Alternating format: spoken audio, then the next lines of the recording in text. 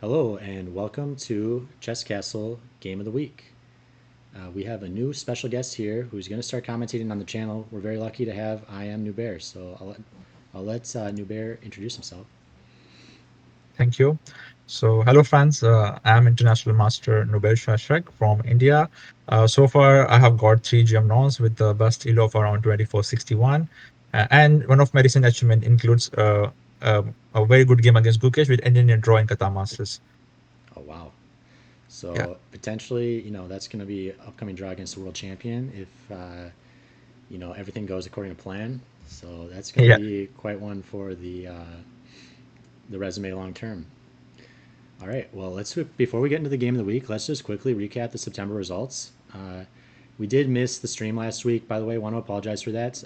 We'll definitely get out either game of the week or stream every week, but we are planning to stream most weeks, and we will be streaming the October Thursday nighter along with the IM. So we're basically getting a total upgrade on the commentary here, expert to IM. So definitely tune in later tonight and the rest of the month on Thursday nights. But let's just quickly review these results. Open section, we had a three-way tie between Nathan, Daniel, and Kevin. And the game we're going to actually feature tonight was a win by Daniel. So this actually was very big for him actually coming in shared first. Definitely affected the tournament results. And in the premier section, Miles ran away with it, just 4-0, crushed all his opponents, no draws. So very interesting results there. And Miles playing again this month, and we got Connor back this month. So Connor, known to do some 4-0s himself, will be pretty interesting to see them get matched up and what happens there because Miles did actually beat Connor in their last head-to-head, but they're both known to kind of run over the club at this point, so it is going to be pretty interesting. But with that, let's get into our main game, which is game of the week between uh, Jeremy and Daniel. yeah, sure. So this game I found really interesting and very clean from Daniel's side. So let's start. So it started with c4, which is known as English opening, and Daniel replied with c5. So like this is very typical and symmetrical structure. The game continues like knight c3, knight c6, knight f3, knight f6. So players are just copying each other and playing a safe game, and we can say like this. And it continued till move 6, they castle. And now let's say this is the time where white needs to decide to what to do here. There are lots of options like d4 or something like rook b1, a3, b4. Or just b3, bishop b2, like cutting both the bishops. But here white chose d3, which is little not so attacking, or let's say a simple move which develops the bishop. So in a way good, but here Daniel gets his first chance to strike, and he plays d5, striking in the center. So now it's let's if white doesn't take, black can just push the pawn and get some space. So I think this is the first important point of the game where he got some edge. And after knight d5, I believe it was better idea to play something like bishop d2 and then rook c1, putting some pressure on here. And just like we play in dragon setups, continue like this. But here he took knight d5, queen d5, and this allows black to have complete control over the diagonal. And now b2 becomes a serious weakness.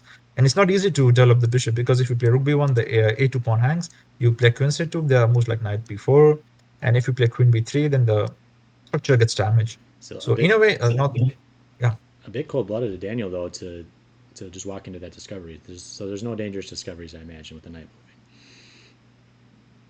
So here he decided to attack the queen with the discovered attack from the bishop, and knight g5. Now here again, like white has so many options.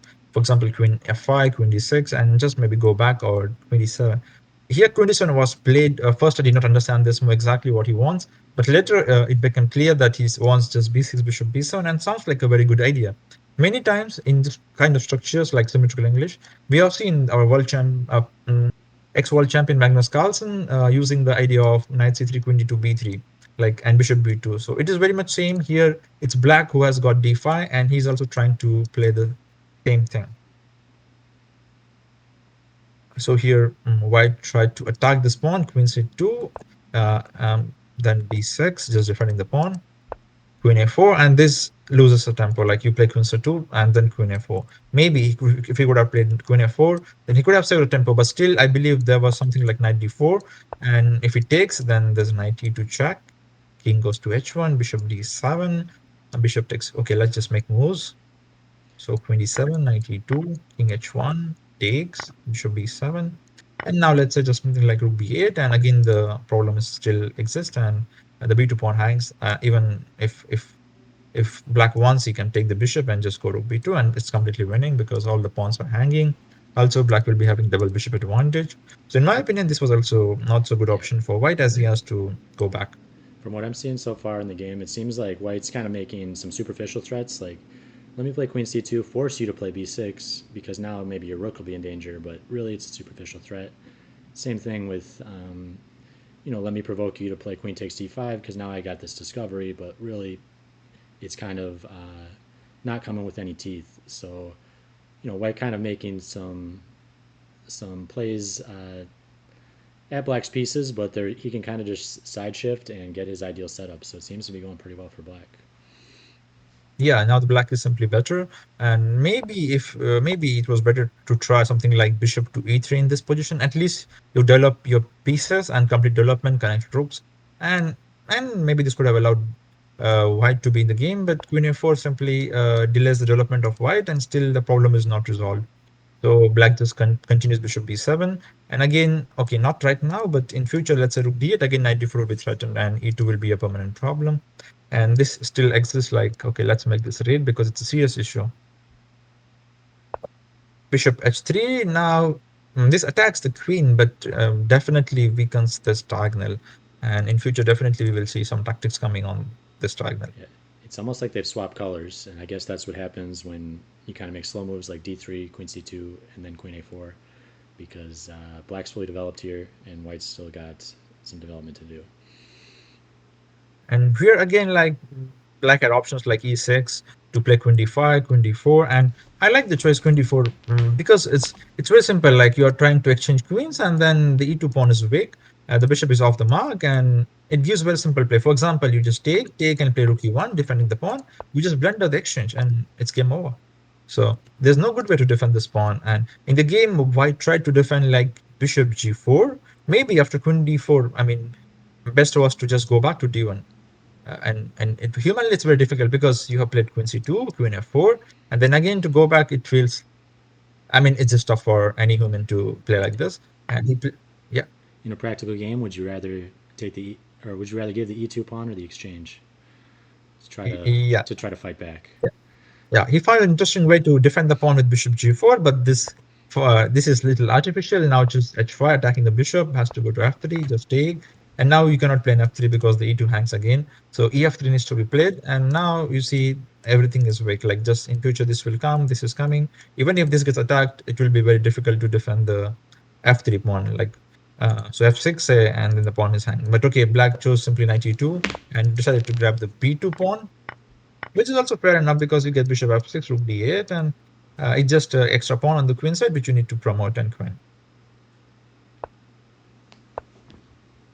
So maybe here black could have set the bishop for a little longer or something like this, but okay, black just decided to play king g7. He just don't want double pawns, and okay, he's ready to walk off if needed.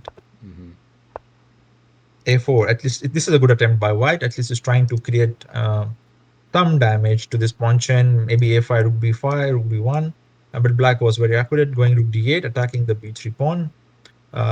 In the game, white played rook to d1. Maybe rook b3 wasn't better option here, as if you just defend, it will be difficult for white in long run to survive this. But if you play rook b3, maybe in future you can play rook b1 and something like a5, or just a5 is next move, and some threats here. But in the game, white played rook d1. This definitely helped black. So rook b8, a5, bishop to d4, and at least now here white could have maybe just played rook b5 or waited a little bit like rook b3, and again trying to put more pressure. I was ab6 definitely. Yeah. I was kind of thinking that Black maybe should have just played bishop d5, I mean bishop d4 earlier.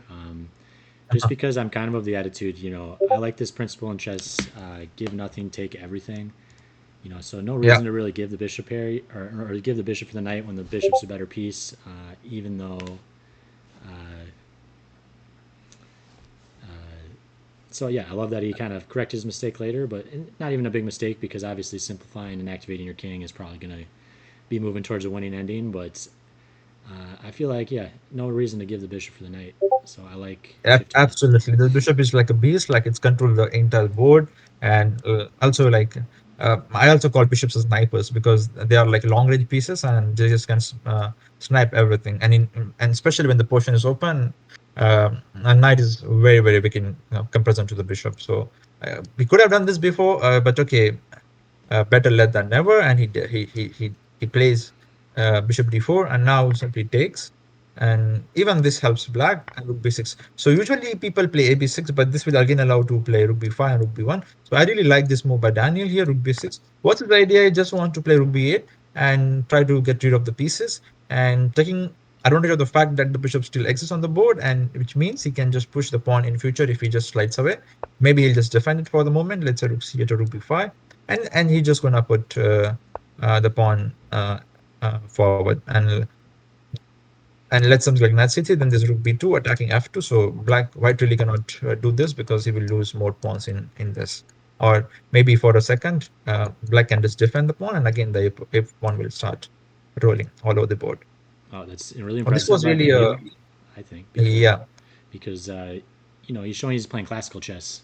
The blitz move would definitely be recapture the pawn, keep the structure intact. You're still defending the pawn, but calculate a few variations and you realize rook takes better and you play the move. So it kind of shows the difference between classical chess and blitz, and that Daniel is making that happen. definitely. This was another move I like from this game. Rook b6, a b6, and okay, now these pawns are just gonna roll. Maybe rook b1 again was a better way to prevent some ideas. Let's say rook b1, you go rook b8, and okay, you create a temporary blockade. Okay, in the end, the king is going to come to c6. You play f5 at some point, and king just comes to c6 slowly, and then black can definitely win this. But as of now, you do create some threats with knight d2 and knight c4. So probably this could have been the better drawing chances for white from white's perspective, but this was not played by uh, Jeremy, which allows black to just go b5. And after this, I think it's very obvious that black is going to win this game. And now he plays knight b3, b4, and rook c1 attacking the pawn, rook d5, rook c4. Now the threat is knight takes. Okay, there's one funny variation. Let's say if you play knight takes d4, this is just over after it takes, because now if you try to be smart with rook c4, black can just go back behind the pass pawn and win the game. Let's say rook d4, b3, and now white cannot just stop the pawn from winning. He loses the rook. So this Great. was just winning. And they say rook in games tend to be drawish, but not when you got a forced win right when you Yeah, want to. as long as you are having the rook behind the pass pawn, you always save extra point or make extra point. So this is the point you should note, guys. So if you're playing a rook in game, let's say you are minus or losing, try to put the rook behind the most advanced pawn or the which is who's the leader of the game. And if you're trying to win the game, or let's say you're better, again the concept is same. Put your rook behind the pass pawn so that it becomes easier, and opponent's rook become passive, so that you win the game easily. One more question about this ending for you. Yeah. So Black was able to successfully trade off one pair of rooks. So it was two rooks against two rooks, and now it's one rook against one rook. Mhm. That's a great transformation for Black, correct? Because they're up the pawn, and you really want to, yeah, maybe keep one set of rooks on to kind of escort your pawn, but two sets they could kind of maybe jump down to the seventh or something like that at some future Yeah. point. So pretty much always good to trade one set of rooks if you're up a pawn. Is that true? Yeah. Or Yeah. If you are maturely up, I mean, let's say as we were discussing about two rooks and bishop, it's better to exchange one rook, and then it becomes even easier, so that your opponent has less counterplay. but And definitely it helps. Like if you are on the winning side, just trade pieces. But you do got to be a little careful now because if you do get into a pure rook endgame under worse circumstances, those can turn drawish. So Yeah. So rook c4, and now maybe the idea is to play knight d4 so that after takes he can play rook takes b4, and now e5 played, and now there's no chance to create anything. H3 at g5, just preventing any kind of f4 ideas. G4 was played, H4. Okay, this definitely makes the bishop a little bit bad, but it also fixes the pawn structure. So white cannot really easily improve this pawn structure. And these are four pawns like h3, g4, f3, and f2, but uh, they are like acting as two or maybe just two probably because this is not doing much. And h3 could become a weakness in any kind of a rook endgame where the king is not near the h pawn, and this pawn would be an important aspect. So that way it helps black. Black just needs to improve the king position, and then it will be winning. King e to f6. So not hurrying with f5 because if you do so, then takes and knight e4 will be very, very annoying. We need to keep on defending this pawn. That's why f6 is important. And knight e4, white is not playing knight e4 because then b3, b2 will be annoying, and king is still not near to prevent it because the rook will just come very soon to help the pawn to promote. So knight b3, white maintains the blockade, king d6, king c6. And now if you play knight e4, that's what happened in the game, because if you don't play anyway, black is just going to put the rook behind the pass pawn, and it's going to queen. So white has to take this chance. He plays knight e4 with the hope that king will come and stop the pawn using the square rule. But still, the rook is not so active, and that's why it becomes easier for black to convert this. So he goes back first, good move. Because if you play king d1, let's say b2 will come. You go king c2, now just rook goes back, and there's a rook b8 coming in. And if you play king b1, there's a rook a1, which will definitely get you rook a1 and queen next. So that is why rook c1 was played in the game. Still b2, rook to b1, and now black just aims to get rook to a8 and rook to a1. So there's no time to actually take this pawn. King f2, and also this f2 is a weakness, so we should also look at that. Now he's just aiming to get f5 at some point.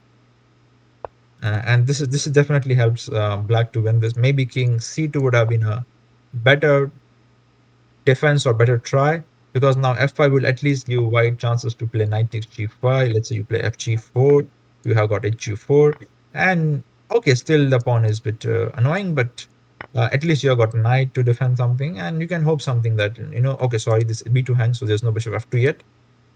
So let's say you play something like rook h8, you can block with knight h3, and it's not so easy that how the black is going to win this, because even if you get rook e8, rook a1, still it's not so clear because you do have two passed pawns, but none of them is actually moving forward. So if white could have played king c2, maybe black needs to play king d5, c4, clear something here, and then give some threats with this file and win this, or maybe bring the king back again and win this. But definitely knight c3 helps black to get some more pawns this side. Uh, and rook b2 was possible, but the problem is f takes g4, and now if you play this, this endgame is just king pawn endgame is just lost because you trade everything and extra pawns fix. And if you play h4, then apart from rook f3, there's also h3, which is very, very annoying for white. Interesting. So let's go back to the game where uh, uh, knight e2 was played, trying to play the rook endgame, where generally player has the best rank chances. But here already white lost so much material, so it was easier for black. And the idea here is if you play rook f3, white wants to play king e2 because this will land into rook f2 check. This is also losing probably, but rook f4, then there's a f3, and still there's a small game left here. Black needs to convert this again, maybe again put the rook behind the pass pawn or give rook e7 and rook e3 again. Uh, but this, but simply here after hg4, he played rook b8, not allowing any chances for white, because this pawn now is a passed pawn and plays important role in conversion of the game. Now the plan is simple: just go here, here, here, and grab all the pawns. And if white captures the b2 pawn, then the h pawn will speak for itself. So king e2, king d5, f4, just take, f3, and now the c4 also starts moving. This is the idea. So take, probably d3 was also simple. Just go here. But okay, in the game, he just wanted to get this pawn. And rest is just matter of technique, I guess. So let's go forward with these moves. h3, rook d4, h2, and just grab all the pawns and king g2 in the end. So he resigned here, and Daniel won this. I Wow. think very beautiful game and very clean overall. Yeah, really impressive. I kind of it was really noticeable how much he was taking account of Jeremy's ideas and just suppressing all of them. Really trying to extinguish all counterplay, Karpov style. So that's the way I also like to play chess. No reason to give your opponent activity if you got a good position and some static advantages. So I think very well played game. Yeah. And indeed, Jamie fought very well towards the end game or in the later half of the game. But if you could have, took the initiative in the opening or tried to play a little bit aggressive, it could have been even more interesting battle between both the players. So I wish good luck to both of them. And yeah, Perfect. Well, hopefully we'll be seeing them play here in October, and we'll be doing live commentary for the games starting round one. So see you then and tune in. Thank you. Bye. all right, thank you.